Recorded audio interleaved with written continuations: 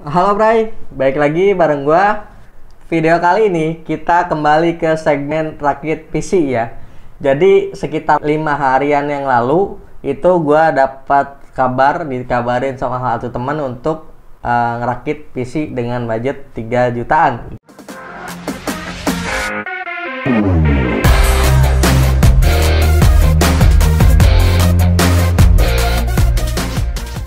Nah, di angka 3 jutaan ini sebenarnya cukup banyak pilihan ya untuk saat ini gitu kan. Tapi dalam tanda kutip gitu ya, pilihannya itu ada yang baru, ada yang bekas gitu kan. Kalau misalkan teman-teman atau kalian semua mau beli PC yang punya komponen yang bekas, itu ya tentunya banyak banget di forum-forum tuh pilihan PC 3 jutaan gitu kan. Tapi kalau misalkan kalian mau rakit PC dengan komponen yang baru gitu kan, nggak bekas gitu kan, itu tentunya pilihannya tuh bakal ngerucut ke dua platform doang gitu kan. Bukan dua platform nih sih, dua pilihan doang gitu kan. Kalau misalkan mau rakit PC komponennya baru plus generasinya juga generasi masih baru lah ya, 2-3 tahun ke belakang gitu kan. Mungkin pilihannya ada Intel Pentium Gold gitu kan, atau pakai AMD Athlon kan gitu kan. Kalau misalkan mau rakit PC di angka 3 jutaan gitu kan untuk saat ini. Kalau misalkan dulu AMD Athlon mungkin bisa aja dapat harga di 2,5 sampai 3 juta kan. Kalau sekarang kan AMD Athlonnya sendiri udah naik harga, RAM juga naik harga, SSD juga naik sedikit lah gitu kan. Jadi ya tentunya ada perbedaan harga dari yang tahun lalu gitu kan. Jadi minimal mungkin sekarang kalau misalnya mau rakit AMD Athlon gitu kan, di angka 3 juta sampai 3,5 juta gitu kan. Kalau misalkan rada mewah bisa naik ke 4 jutaan gitu kan. Nah, untuk yang saat ini gua habiskan dana sekitar 3,6 jutaan gitu kan. Nggak terlalu mewah sih, biasa aja sebenarnya, cuma ya udah cukup proper lah gitu untuk penggunaan harian yang ringan-ringan gitu kan, kayak misalkan untuk kerjaan kantor, untuk Zoom gitu kan, itu udah cukup lah gitu kan. Pun karena teman gue ini juga dia makanya nih di toko gitu kan, jadi di studio foto tapi bukan PC utama gitu. Jadi untuk PC sekedar nyala gitu kan, jadi untuk display doang gitu kan. Ya bisa sih dipakai edit untuk Photoshop tipis-tipis, cuma kan mungkin Photoshopnya pakai generasi lama atau Corel pakai generasi lama gitu kan. Jadi PC ini dipakai untuk sekedar display sama game-game ringan, yang game-game e-sport gitu kayak PES atau Counter Strike, mungkin pokoknya game-game ringan lah yang nggak terlalu berat gitu kan. Makanya cuma AMD Athlon doang, nggak pakai prosesor generasi lama yang memang dia bisa disandingin sama discrete grafik misalkan kan, kayak gitu teman-teman. Karena di beberapa skenario prosesor generasi lama yang disandingin sama discrete grafik itu performanya lebih tinggi ketimbang prosesor yang cuma ngandelin iGPU ya. Contohnya i5 3470 disandingin GTX 750 itu bisa jadi performanya bakal lebih keluar gitu kan, dibanding prosesor yang cuma pakai iGPU kan.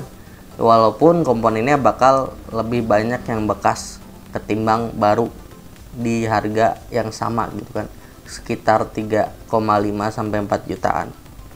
Nah, kita langsung aja ya ke spesifikasinya. Nah, spesifikasinya sendiri yang pertama gua pakai prosesor AMD Athlon 3000G yang punya harga di di harga 1.110.000 gitu kan. Dan dia udah punya 2 core 4 thread ya, dengan base clock di 3,5 GHz ya. Pun CPU ini atau prosesor ini udah unlock ya, jadi bisa di overclock ya, walaupun memang limitasinya rendah banget gitu kan. Nah, dia disandingin dengan motherboard dari ASRock, yaitu ASRock A320M HDVI, yang mana keduanya ini gue beli paketan gitu ya, motherboard sama prosesornya itu di angka 1.810.000. Jadi kalau dihitung itu motherboardnya itu 700.000 gitu kan, untuk prosesornya itu 1.110.000. Jadi intinya bundling lah gitu antara si prosesor sama motherboardnya. Karena gua lihat ya, kalau misalkan beli prosesornya doang itu harganya tuh lebih mahal gitu, bisa di angka 1.300.000 bahkan. Dan itu kayaknya menurut gue ya itu kurang worth it kalau misalnya beli di 1.300.000 karena dananya kan pas-pasan gitu kan. 200.000 kan lumayan untuk beli hard disk ataupun nambahin untuk beli SSD gitu kan. Nah gitu teman-teman. Lalu untuk PSU nya dulu ya. PSU ini kita pakai yang murah juga ini ya. Kita pakai ini ada sinematiknya pokoknya. Kita pakai dari Furion ya, Furion V-Power 400 watt yang udah 80 plus. Cukup lah gitu untuk ngangkat prosesor ini gitu, untuk ngangkat PC ini gitu kan. Karena ya paling total juga nggak bakal nyampe 100 watt gitu kan PC ini gitu kan. Dan agak berlebihan menurut gua kalau misalkan PC ini disandingin sama PSU yang agak tinggi gitu kan, yang 500 watt atau 550 watt. Karena kedepannya teman gua ini nggak ada rencana sama sekali untuk upgrade PC-nya gitu kan. Jadi udah segini doang itu, paling nambah SSD ataupun nambah hard disk nanti kedepannya gitu kan. Nah untuk RAM-nya gua pakai tim Elite ya, tim Elite mana tuh? Oh ini nih, tim Elite yang dual channel ya, jadi 2x4 yaitu 8 GB jadinya. Ya tadi ya mangkas budget jadi cuma pakai 8 GB. Yang penting dual channel sih menurut gua gitu kan. Karena kalau misalkan dual channel itu kan bandwidth-nya gitu lebih besar untuk transfer rate-nya gitu kan ke dari si RAM ini gitu kayak gitu. Jadi 2 kali lipat, nggak cuma 4 GB. Rasanya kalau misalnya 4 GB doang terlalu pas-pasan gitu kan, apalagi sekarang udah software udah agak berat gitu kan semuanya gitu. Jadi minimal 8 GB lah gitu. Yang penting dual channel gitu kan. Dan ini RAM-nya nih, kalau kalian tahu RAM-nya ini komponen yang paling ngebling gitu ya. Dia bagus sih menurut gua, apa namanya? Desainnya itu ada emasnya gitu. Jadi warna hitam, jadi ada polet emasnya gitu. Dan emasnya itu mengkilat gitu. Itu bikin bagus banget sih. Walaupun harganya itu agak murah ya. Nggak agak murah tuh maksudnya agak murah kalau misalkan kalian bandingin dengan RAM-RAM yang lain di harga sekarang gitu kan. RAM ini gua dapat di angka 800.000. Kalau misalnya kalian bekas pasti ada yang jual 500 sampai 600.000 gitu kan. Karena gua sempat nyari yang bekasnya gitu, tapi teman gua ini mau komponennya all new gitu kan. Jadi ya udah beli baru semuanya gitu kan. Ini dapat di 800.000 dengan kecepatan 2666 MHz gitu kan. 4x2 ya. Sebenarnya kalau misalnya kalian beli yang 8x1 itu udah dapat tuh di 800.000 sampai 900.000 di kecepatan 3000 atau 3200 MHz gitu kan. Kalau yang kalian pilih yang single channel pastinya lebih murah daripada dual channel gitu kan. Lalu untuk sistem ya, untuk storage gua pakai SSD sejuta umat yang kayaknya ini pilihan banget kalau misalkan untuk PC low end gitu kan. Jadi SSD ADATA SU650 yang 120 GB gitu kan. Ini harganya itu di angka 305.000 gitu kan. Nah tadi ya ini udah murah banget, 300.000 udah dapat SSD gitu kan. Daripada cuma pakai hard disk gitu kan.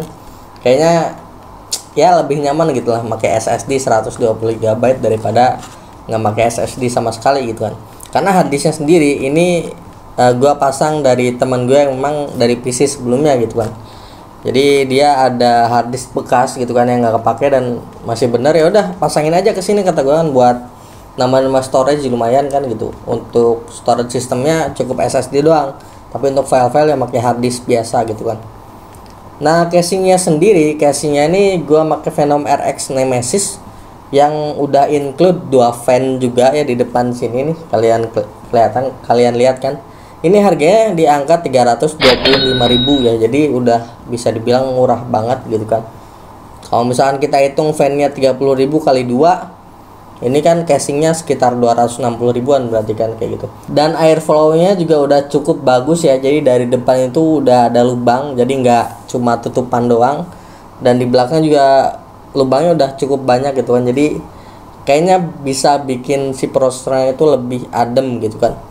Oh ya, dan CPU coolernya gua pakai bawaan gitu kan, dari ini apa namanya AMD gitu kan, jadi kayak gini yang bawaan AMD Athlon gitu kan.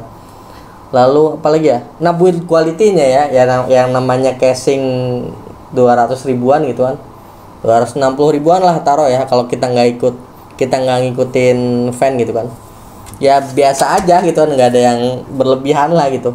Bahkan ya mungkin C lah gitu, B atau C lah menurut gue, ya biasa aja lah pokoknya. Dan lucunya Ini di samping sini ya, awalnya itu gua ngira itu dia pakai tempered glass ya atau akrilik atau apa gitu kan. Di sebelah kanan nih yang lubang nih, yang bolongan nih, yang ini pintu sebelah sini. Ternyata cuma plastik doang. Dan mungkin nanti gua liatin ya di footage setelah ini gitu kan. Nah ini suara build quality sampingnya ya. Jadi bukan kaca ataupun akrilik ya, jadi cuma plastik doang gitu. Nih. Jadi ini sampingnya di plastik sama ya agak ringkih sih. Tapi ya ada positifnya itu dia bikin nggak gampang pecah kan si sisi kirinya ini, sisi kanannya ini yang bisa dibuka nih. Nah itu ya tadi, jadi plastik nih sebelah sini tuh, bukan kaca atau akrilik atau apa gitu, jadi plastik doang. Tapi ya udah cukup lah gitu. Nah untuk total harganya ini gua tampilin di sini ya, kalian bisa lihat.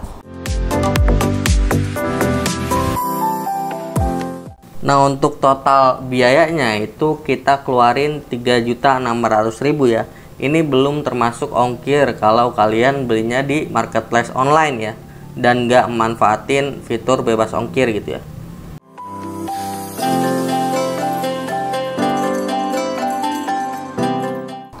Nah untuk pengujiannya sebenarnya gua coba di 4 benchmark sintetis kan, 4 software benchmark sintetis, tapi sayangnya di 2 software ini CPU ini nggak bisa ngeload si softwarenya gitu. Itu di Cinebench R23 sama R20, entah masalahnya itu apa. Jadi gua coba di 2 software aja, 3D Mark gitu kan. Yang satunya itu gua pakai Cinebench R15. Kalian bisa lihat hasilnya di footage setelah ini gitu kan.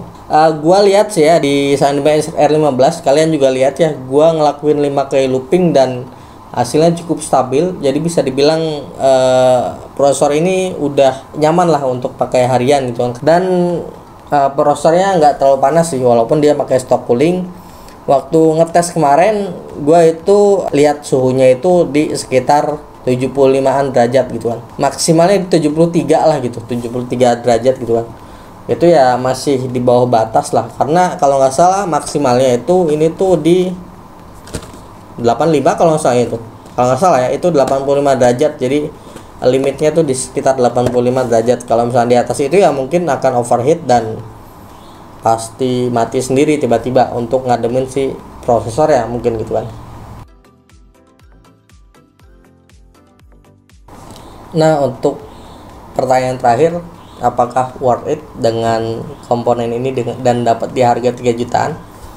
Untuk saat ini sebenarnya ya dibilang worth it ya nggak terlalu gitu kan.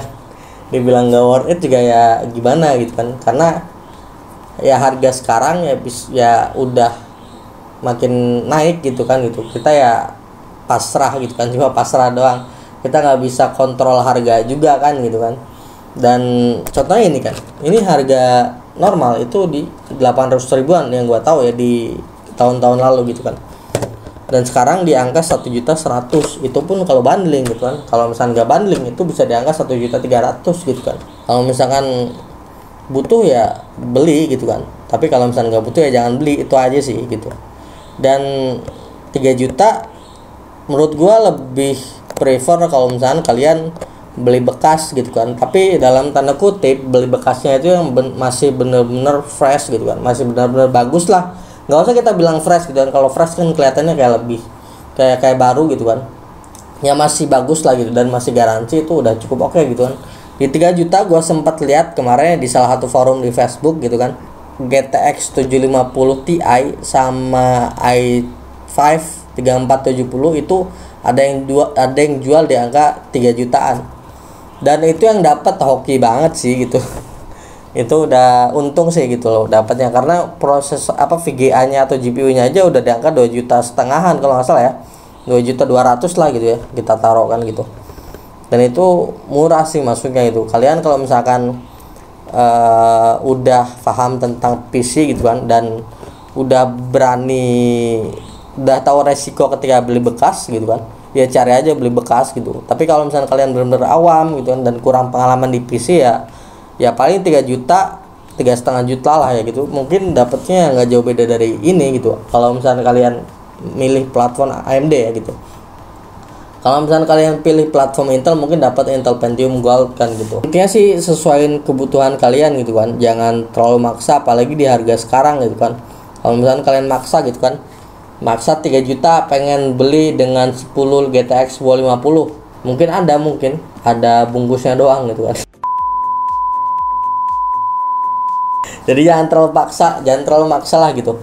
Sesuaiin kebutuhan kalian dan tahu harga juga kalau misalnya kalian mau rakit PC sekarang gitu kan. Yang lucu adalah kemarin gue sempat mau rakit PC yang 14 juta gitu kan, yang 13-14 juta gitu kan, kok dapetnya cuma 1660 bang gitu kan. Ya harganya bre gitu kan. Mau rakit PC ya harus tahu harga juga gitu kan. Masa nggak dapet RTX gitu kan, yang salah satu klien kita ngechat kayak gitu. Coba deh lihat, kata gue ya, coba deh lihat di e-commerce RTX harganya berapa gitu. RTX 3060 harganya 11 jutaan kan gitu. Ya intinya sesuaiin kebutuhan kalian dan budget kalian, dan jangan maksa sih kalau rakit PC untuk waktu-waktu sekarang gitu kan, karena harga-harga komponen PC makin naik dan kita nggak tahu kapan turunnya. Apalagi sekitar 3 minggu yang lalu isu chip shortage naik lagi kan gitu, dan yang nggak bisa kita mungkirin gitu loh kenaikan harga ini. Ya mungkin itu dia video hari ini, sekian. Mungkin banyak banget cerita di kesimpulan yang tadi ya. Ya udah sih, mungkin cukup sekian dari gua. Kita ketemu di video selanjutnya. Jangan lupa share, like, subscribe video ini kalau misalkan bermanfaat untuk teman-teman. Oke, sampai jumpa di next video. Bye bye.